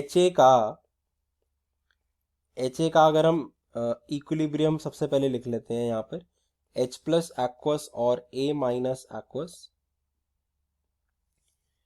तो अगर हम बफर X की बात करें बफर एक्स की बात करें तो t is equal to T equilibrium पर क्या कहानी है? कहानी ये है कि जो एच ए की कॉन्सेंट्रेशन है वो है 0.5 मोलर, जो सॉल्ट की कॉन्सेंट्रेशन है वो हमें नहीं पता, लेट अस से इट इज ए, और जो पीएच है वो 4 है, पीएच 4 है, दैट मीन्स एच प्लस की कॉन्सेंट्रेशन कितनी हो गई? 10⁻⁻⁴। तो यहां से अगर हम के ए का एक्सप्रेशन लिखें, के ए का एक्सप्रेशन लिखें तो क्या हो जाएगा? एच प्लस इंटू ए माइनस की कॉन्सेंट्रेशन, तो ये हो जाएगा 10⁻⁻⁴ इंटू ए अपॉन 0.5। ये किसके इक्वल हो जाएगा? 10⁻⁻5 के। तो यहां से ए की वैल्यू कितनी आ गई? ए की वैल्यू आ गई 0.5 इंटू 10⁻⁻5 अपॉन 10⁻⁻4, यानी कि 10⁻⁻1। तो यानी कि ए की वैल्यू आ गई 0.05 मोलर। उसी के साथ साथ हम यहाँ पर y के लिए भी देख लेते हैं। बफर y के लिए सेम सिनेरियो होगा। बफर y के लिए क्या होने वाला है? बफर y के लिए अगर हम यहाँ देखें तो बफर y के लिए कॉन्सेंट्रेशन एसिड की सेम है दोनों बफर्स में। जो pH है वो 6 दे रखा है, दैट मीन्स H प्लस की कॉन्सेंट्रेशन कितनी होगी? 10⁻⁻6। और यहाँ पे A की जगह हम B मान लेते हैं जो सॉल्ट की कॉन्सेंट्रेशन है। तो अब यहाँ पर क्या हो जाएगा? अब हम दोबारा Ka का एक्सप्रेशन लिखेंगे। Ka का एक्सप्रेशन लिखेंगे तो क्या हो जाएगा? H प्लस की कॉन्सेंट्रेशन 10⁻⁻6 इंटू ए की जो A माइनस की कॉन्सेंट्रेशन इस बार B मानी है हमने, अपॉन 0.5 इज इक्वल टू 10⁻⁻5। तो यहां से हमारे पास B की वैल्यू कितनी आ जाएगी? 5 मोलर। तो हमारे पास दोनों बफर्स में सॉल्ट की कॉन्सेंट्रेशन आ गई, सॉल्ट की कॉन्सेंट्रेशंस आ गई। तो क्या अब हम निकाल सकते हैं पीएच जो रिजल्टिंग सॉल्यूशन है? पहले जब हम मिक्स करेंगे तो एसिड की कॉन्सेंट्रेशन अगेन सेम रहेगी। एसिड की कॉन्सेंट्रेशन क्यों सेम रहेगी? अगर हम एसिड के लिए देखें तो एसिड की आफ्टर मिक्सिंग क्या कॉन्सेंट्रेशन होगी? 0.50 प्लस 0.50 डिवाइडेड बाई 2, क्योंकि इक्वल वॉल्यूम्स में मिक्स किया है तो सॉल्यूशंस जो है वो बेसिकली अरिथमेटिक मीन हो जाएगा, तो ये 0.5 मोलर ही रह जाएगी। और जो ए माइनस की कॉन्सेंट्रेशन है वो हो जाएगी ए प्लस बी बाय 2, तो ये कितनी हो जाएगी? 5 मोलर प्लस 0.05 मोलर। तो 0.05 प्लस 5/2 कितना हो जाएगा? 2.525 मोलर। ये मेरी एसिड और जो कॉन्जुगेट बेस है उनकी कॉन्सेंट्रेशन आ गई। तो अब हम क्या पीएच बफर का निकाल सकते हैं? बिल्कुल निकाल सकते हैं। आइए दोबारा से इक्विलिब्रियम लिख लेते हैं। H A aqueous, H plus aqueous और ए माइनस एक्वस में टूट जाएगा। T इज इक्वल टू 0 पे अब जस्ट आफ्टर मिक्सिंग हम एच ए की कॉन्सेंट्रेशन लिख देते हैं 0.50 मोलर। H प्लस अभी प्रेजेंट नहीं है और 2.525 मोलर जो है वो A माइनस प्रेजेंट है। तो अब हम क्या करेंगे? T equal to T equilibrium आ जाएगा। तो 0.50 माइनस एक्स, यहाँ पे x और यहाँ पे 2.525 प्लस एक्स। ऑब्वियसली अब हम अगेन अप्रोक्सीमेशन ले लेंगे। अप्रोक्सीमेशन हमारी अच्छी रहेगी यहाँ पे, क्योंकि पहले से एक तो के की वैल्यू बहुत कम है, ऊपर से यहाँ पर हमें क्या दे रखा है? हमें ए माइनस भी दे रखा है, भर भर के ए माइनस दे रखा है। तो इसका मतलब जो एच ए की जो डिसोसिएशन है वो क्या हो जाएगी? सप्रेस हो जाएगी। सप्रेस हो जाएगी, दैट मीन्स एक्स की वैल्यू काफ़ी नेग्लिजिबल होने वाली है। तो नेग्लिजिबल होने वाली है, इसीलिए हमने यहाँ क्या ले ली? अप्रॉक्सीमेशन। तो ये 2.525 के अप्रॉक्सीमेट कर देते हैं। तो अब हम क्या करने वाले हैं? अब हम पीएच निकालने वाले हैं। पीएच कैसे निकालेंगे? के का एक्सप्रेशन अगेन लिख के का एक्सप्रेशन लिखेंगे एच प्लस इंटू ए माइनस। तो एच प्लस इंटू ए माइनस की कॉन्सेंट्रेशन है 2.525 अपॉन 0.50 जो है वो एच ए की कॉन्सेंट्रेशन है। ये किसके इक्वल हो जाएगी 10⁻⁻5 के। यहाँ से H प्लस की कॉन्सेंट्रेशन आ जाएगी और फाइनली जब हम pH निकालेंगे तो कितना आ जाएगा, pH आ जाएगा 5.70। ये हमारी फाइनल pH की वैल्यू आ जाएगी यहाँ से कैलकुलेट करके। तो ये हमारा फाइनल आंसर हो गया इस क्वेश्चन का। आई होप सबको समझ आ गया होगा। बढ़ते हैं अगले क्वेश्चन की तरफ। अगला क्वेश्चन क्या कह रहा है? अगला क्वेश्चन है the pH of a buffer is 6.745 when 0.01 mole of NaOH is added to 1 liter of it. The pH changes to 6.832. Its buffer capacity is. तो हमें क्या करना है, हमें बफर कैपेसिटी बतानी है। बफर कैपेसिटी बताने के लिए हमें बफर कैपेसिटी पता होनी चाहिए क्या होती है, बफर कैपेसिटी का फॉर्मूला क्या होता है। तो बफर कैपेसिटी का फॉर्मूला लिख लेते हैं। बफर कैपेसिटी का फॉर्मूला होता है, इसको बीटा से डिनोट भी करते हैं कभी कभी। तो ये फॉर्मूला होता है number of moles of OH minus और H प्लस एडेड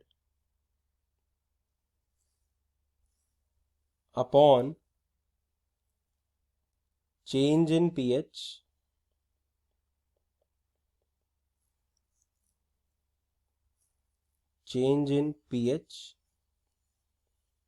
और डिनोमिनेटर में वॉल्यूम ऑफ द सॉल्यूशन भी आ जाता है। ये है बफर कैपेसिटी का फॉर्मूला। हमें दे रखे हैं मोल्स, हमें pH दे रखे हैं इनिशियल और फाइनल, और वॉल्यूम भी दे रखी है, तो हम इजीली बफर कैपेसिटी यहाँ से निकाल सकते हैं।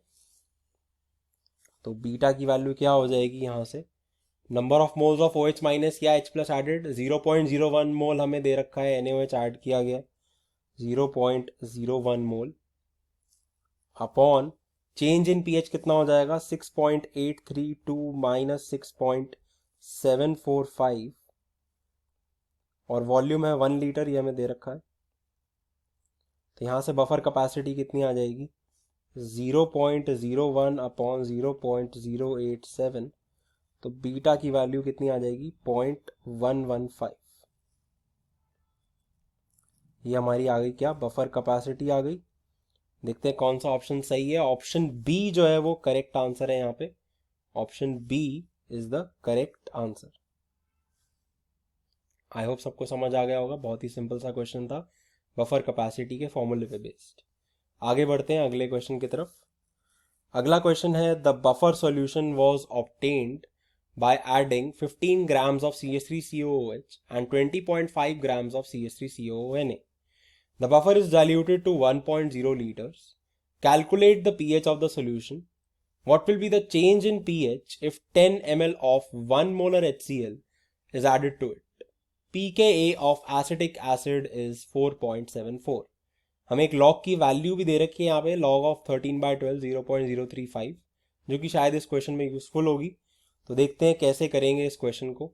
सबसे पहले बफर सॉल्यूशन का हमें pH निकालना है। उसके लिए हमें एसिटिक एसिड और सोडियम एसीटेट की क्या चाहिए होगी, हमें चाहिए होगी इनकी कॉन्सेंट्रेशंस। कॉन्सेंट्रेशंस कैसे निकालेंगे, सबसे पहले मोल्स निकाल लेते हैं। मोल्स कैसे निकालेंगे, मोल्स निकालेंगे given mass upon molar mass. Given mass है 15 ग्राम्स, मोलर मास होता है 60 ग्राम्स पर मोल एसिटिक एसिड का। तो यहाँ से हमारे पास आ जाएंगे मोल्स 0.25 मोल्स, और साथ ही साथ हम यहाँ से सोडियम एसीटेट के भी मोल्स निकाल सकते हैं। सोडियम एसीटेट के मोल्स कैसे निकालेंगे, सेम तरीके से निकालेंगे। हमें 20.5 ग्राम्स दे रखा है, 20.5 ग्राम्स दे रखा है, और 82.0 ग्राम्स पर मोल होता है इसका मोलर मास। तो इसके मोल्स भी कितने आ गए 0.25 मोल्स। सॉल्यूशन की वॉल्यूम है 1 लीटर, यानी कि जितने मोल्स उतनी ही कॉन्सेंट्रेशन, यानी कि CH3COOH की कॉन्सेंट्रेशन कितनी हो गई, इसकी कॉन्सेंट्रेशन होगी 0.25 मोलर, और यही कॉन्सेंट्रेशन किसकी हो जाएगी CH3COONA की। अगर CH3CONA की कॉन्सेंट्रेशन यही है, दैट मीन्स CH3CO नेगेटिव की भी यही होगी, क्योंकि जितना सॉल्ट उतना एसिडेट आयन। तो CH3COO नेगेटिव की भी यही कॉन्सेंट्रेशन हो जाएगी। हमारे पास कॉन्सेंट्रेशन है, हमारे पास के की वैल्यू है, हम इजीली पीएच निकाल सकते हैं। आइए पीएच निकालते हैं। तो CH3COOH एक्वस किसमें टूटता है? CH3COO negative plus H plus में। तो T इज इक्वल टू 0 पे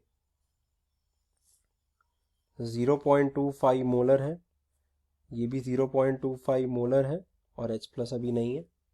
T is equal to T equilibrium पे ये हो जाएगा 0.25 माइनस एक्स, ये हो जाएगा 0.25 प्लस एक्स और ये हो जाएगा x।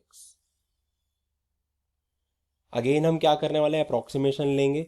यहाँ पर अप्रॉक्सीमेशन ले लेंगे तो ये ऑलमोस्ट 0.25 के इक्वल हो जाएगा और ये भी ऑलमोस्ट 0.25 के इक्वल हो जाएगा। तो अब हम इक्विलिब्रियम का एक्सप्रेशन लिख लेते हैं यहाँ पर। के ए की वैल्यू क्या हो जाएगी? CH3CO नेगेटिव की कॉन्सेंट्रेशन 0.25 इंटू एच प्लस की कॉन्सेंट्रेशन अपॉन 0.25 जो कि है CH3COOH की कॉन्सेंट्रेशन। 0.25 से 0.25 कैंसिल आउट हो जाएगा। तो H प्लस की वैल्यू क्या आ जाएगी? के के इक्वल।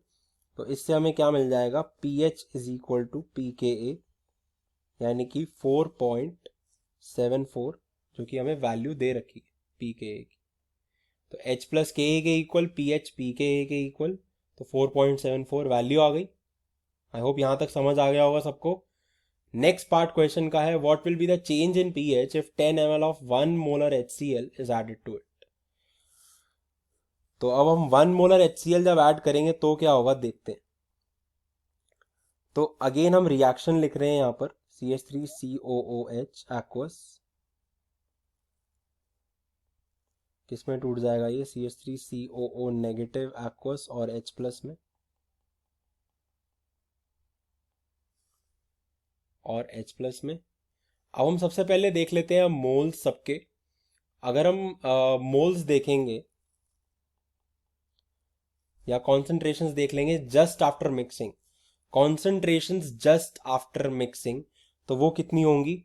वो हो जाएंगी 0.25 अपॉन 1.01, क्योंकि 0.25 जो है वो 1 लीटर में है और 10 ml सोल्यूशन हमने और ऐड कर दिया, यानी कि 0.01 लीटर और ऐड कर दिया। तो यानी कि ये हो जाएगा कॉन्सेंट्रेशन किसकी? CH3COOH की। CH3CO नेगेटिव की कॉन्सेंट्रेशन भी यही हो जाएगी और जो H प्लस की कॉन्सेंट्रेशन है वो कितनी हो जाएगी? 0.01 अपॉन 1.01 मोलर। ये हो जाएगी कॉन्सेंट्रेशन जस्ट आफ्टर मिक्सिंग। अब हमें यहां पे क्या हम कह सकते हैं रिएक्शन फॉरवर्ड जाएगा? नहीं, हम नहीं कह सकते। हमें यहां अब क्या करना पड़ेगा? रिएक्शन की डायरेक्शन के लिए क्या करना पड़ेगा? क्यू निकालना पड़ेगा। बिल्कुल, रिएक्शन कोशेंट क्यू, जिससे हमें रिएक्शन की डायरेक्शन पता चलेगी। तो क्यू निकालेंगे तो क्या आएगा? क्यू आ जाएगा CH3CO नेगेटिव की concentration 0.25 upon 1.01 into 0.01 upon 1.01 upon 0.25 upon 1.01। ये पूरा का पूरा कैंसल आउट हो जाएगा, तो ये आ जाएगा रफली 0.01 के ही बराबर आ जाएगा ये।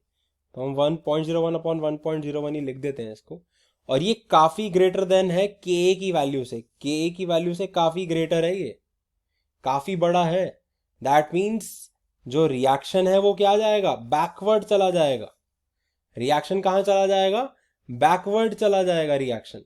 रिएक्शन अगर बैकवर्ड चला जाएगा दैट मीन्स हम यहाँ पे डायरेक्टली फॉरवर्ड ले जाके तो हम गलत कर रहे थे। फॉरवर्ड ले जाके तो हम गलत कर रहे थे अगर हम फॉरवर्ड ले जा रहे थे। तो हमें रिएक्शन की पहले डायरेक्शन चेक करनी है, क्योंकि हमें अब हर स्पीशी की कॉन्सेंट्रेशन दे रखी है, तो हमें डायरेक्शन नहीं पता कि रिएक्शन इक्विलिब्रियम पर है या नहीं है, और अगर नहीं है तो रिएक्शन फॉरवर्ड जाएगा या बैकवर्ड। तो यहां से हमें पता चल गया कि रिएक्शन कहां जाएगा? बैकवर्ड जाएगा। अगर बैकवर्ड जाएगा तो कितना बैकवर्ड जाएगा? काफी ज्यादा बैकवर्ड जाएगा। दोबारा से सेम डायग्राम बनाते हैं जो हमने पहले बनाया था HCN वाले क्वेश्चन में। तो डायग्राम कैसे बनाएंगे? डायग्राम वैसे ही बनाएंगे कि ये हमारा रिएक्शन प्रोग्रेस है। यहां पर 0% रिएक्शन स्टार्ट हुआ है, एक तरीके से हम कह सकते हैं। यहां पर 0% रिएक्शन है और यहाँ पे 100% कंप्लीशन हो चुकी है रिएक्शन की, 100% कंप्लीशन हो चुकी है रिएक्शन की, 100% रिएक्शन कंप्लीशन यहाँ हो चुकी है। और इक्विलिब्रियम स्टेज कहाँ लाई करता है? अब इक्विलिब्रियम स्टेज लाई करता है अगेन 0% के ही पास। इक्विलिब्रियम स्टेज कहीं यहां लाई करता है, इक्विलिब्रियम स्टेज कहीं यहां लाई करता है। इक्विलिब्रियम स्टेज अगर यहां लाई करता है तो या तो हम यहां से, क्योंकि रिएक्शन अभी कहीं यहां पर है,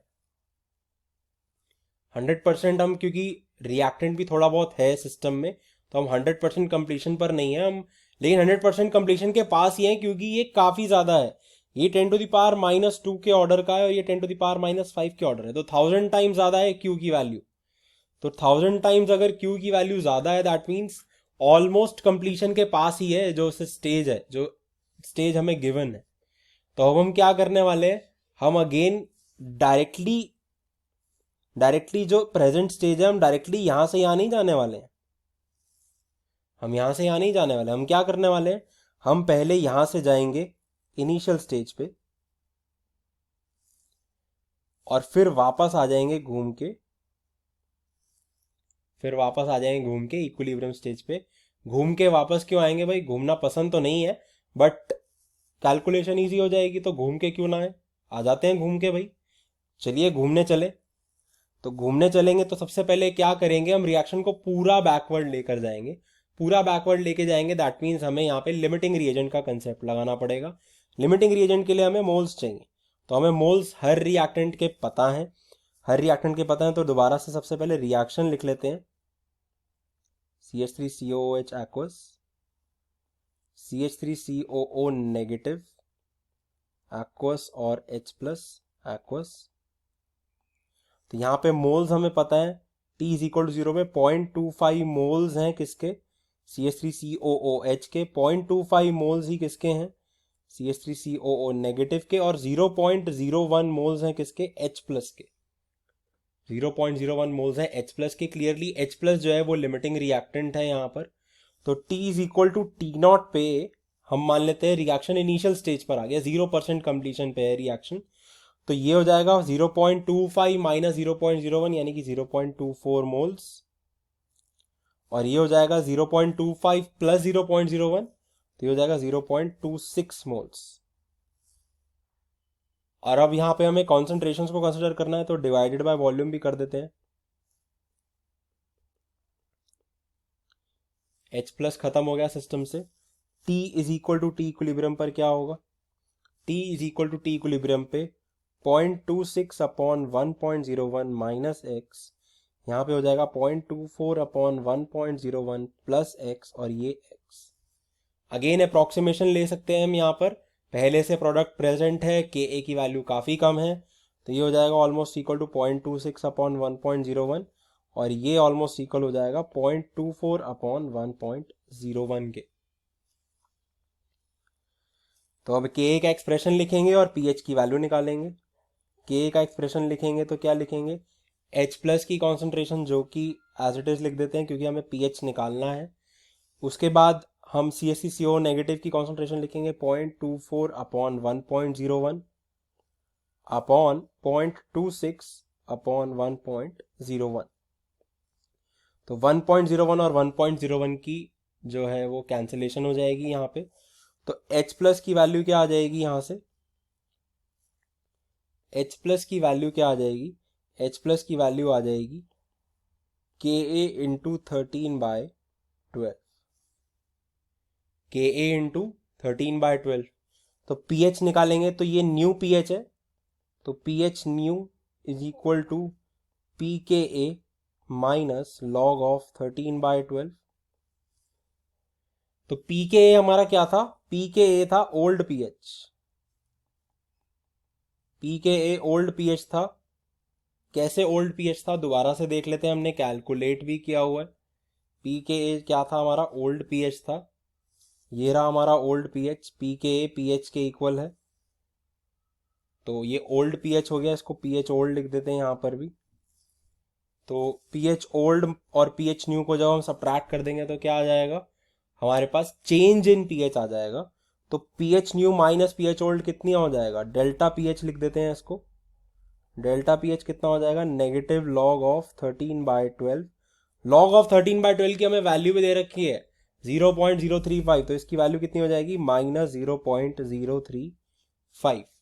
अब यहां से नजर आ रहा है कि सिस्टम का जो पीएच है वो डेल्टा पीएच नेगेटिव वैल्यू क्यों है, क्योंकि पीएच क्या हो गया है, कम हो गया है।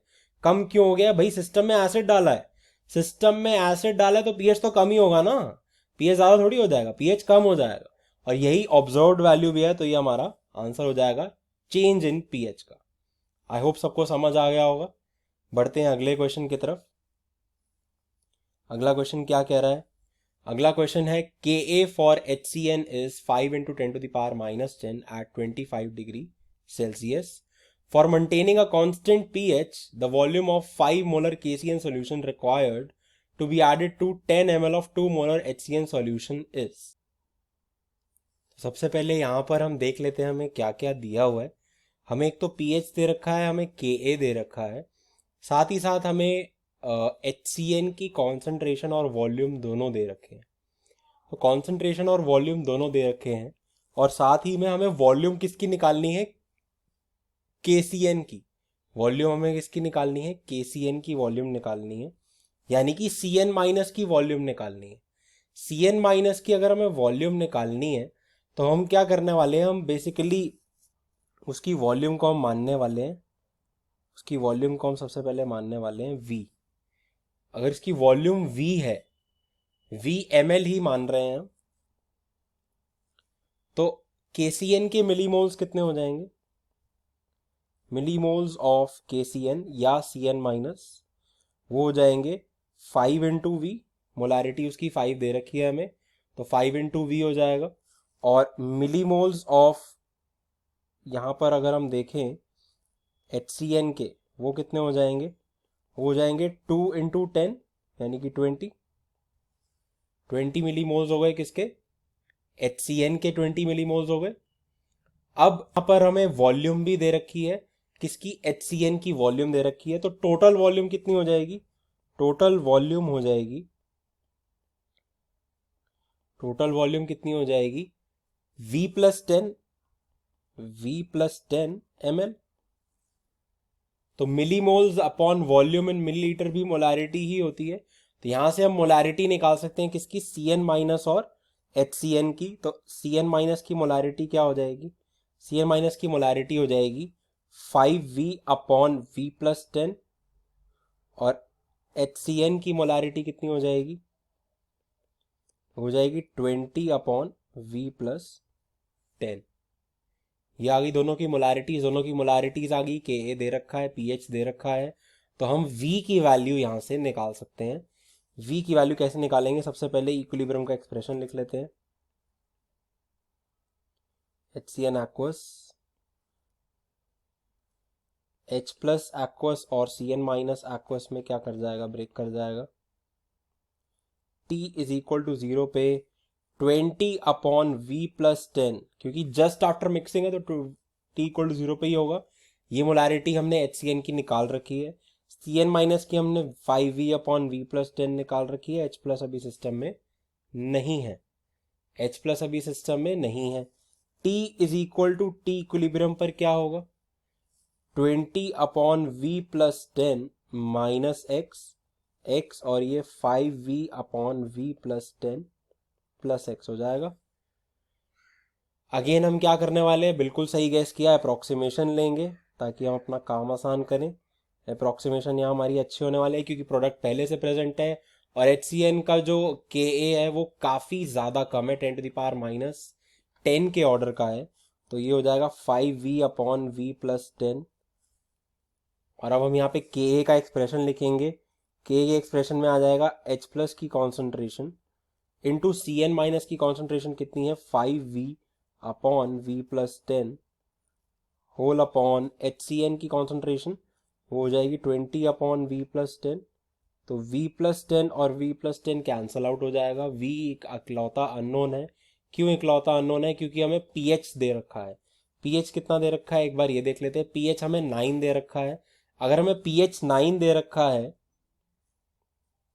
अगर हमें pH जो है वो 9 दे रखा है, यानी कि H प्लस की कॉन्सेंट्रेशन कितनी हो गई, 10⁻⁹ मोलर, 10⁻⁹ मोलर, और 5 × 10⁻⁻10 जो है वो Ka की वैल्यू है। तो यहाँ पे अब हम वैल्यू सब्स्टिट्यूट कर देते हैं। वैल्यू सब्स्टिट्यूट करेंगे तो क्या होगा, H प्लस की कॉन्सेंट्रेशन कितनी है, 10⁻⁹ तो यहाँ पे 5V/20 इंटू 10⁻⁹ किसके इक्वल हो जाएगा, 5 × 10⁻⁻10 के, ये इसके इक्वल हो जाएगा। बिल्कुल सही बात है। तो 5 और 5 कैंसिल आउट हो जाएंगे। 10⁻⁻10 जो है 10⁻⁹ की 9 पावर से बेसिकली कैंसिल आउट हो जाएगा, तो रह जाएगा 10⁻⁻1। 20 × 10⁻⁻1 क्या हो जाएगा, 2। तो यहाँ से हमारा पास V क्या आ गया, 2 ml आ गया। V हमारे पास आ गया 2 ml। देखते हैं कौन सा ऑप्शन सही आंसर है। ऑप्शन सी यहाँ पर हमें क्लियरली नजर आ रहा है, ऑप्शन सी जो है वो करेक्ट आंसर हो जाएगा। 2 ml KCN की जो हमें वॉल्यूम चाहिए ताकि हम pH जो है 9 मेंटेन कर सकें इस बफर सॉल्यूशन का। आई होप ये क्वेश्चन समझ आ गया होगा, बहुत ही सिंपल सा क्वेश्चन था। बढ़ते हैं आगे, नेक्स्ट क्वेश्चन, और ये इस लेक्चर का लास्ट क्वेश्चन है। बिल्कुल सही गैस किया। The pH of blood stream is maintained by a proper balance of H2CO3 and NaHCO3 concentrations. बिल्कुल हमारे खून की बात हो रही है। हमारे खून में भी बफर होता है जो कि H2CO3 और HCO3 नेगेटिव के बीच में बेसिकली बैलेंस्ड होता है। तो H2CO3 और HCO3 negative is carbonic acid and bicarbonate ion, तो यहाँ पे सोडियम बाइकार्बोनेट है। तो यहाँ पर हमें बोला है कि कितनी वॉल्यूम हमें चाहिए NaHCO3 की, जो कि हमें मिक्स करना है 10 ml सैंपल ऑफ ब्लड, जिसमें हमें H2CO3 की कॉन्सेंट्रेशन अगेन दे रखी है 2 मोलर, ताकि हम ब्लड का जो pH है वो मेंटेन कर सके 7.4। Ka जो है H2CO3 का वो भी हमें दे रखा है 7.8 × 10⁻⁷।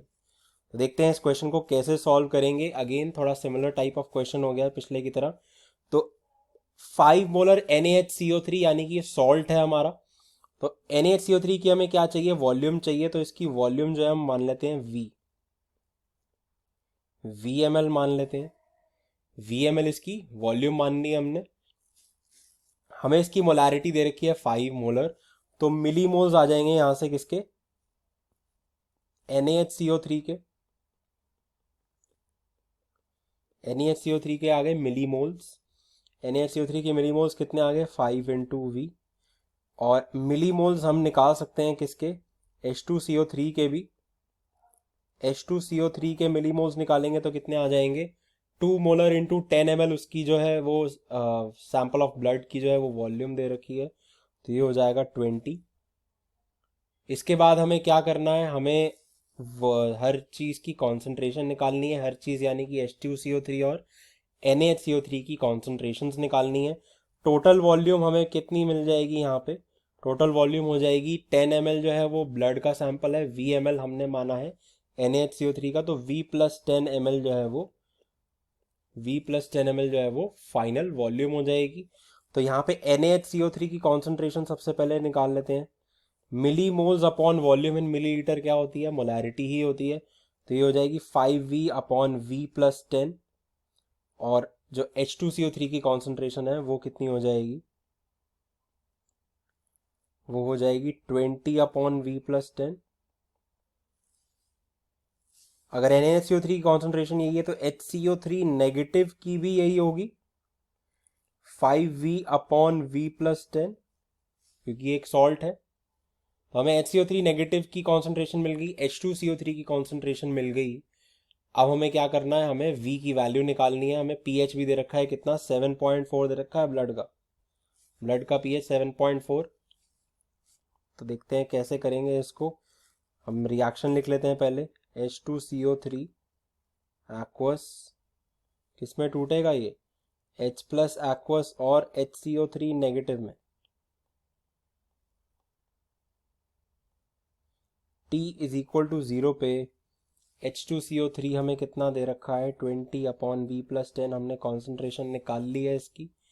H प्लस अभी नहीं है, और 5V अपॉन V प्लस 10 जो है वो HCO3 नेगेटिव मिल गया हमें।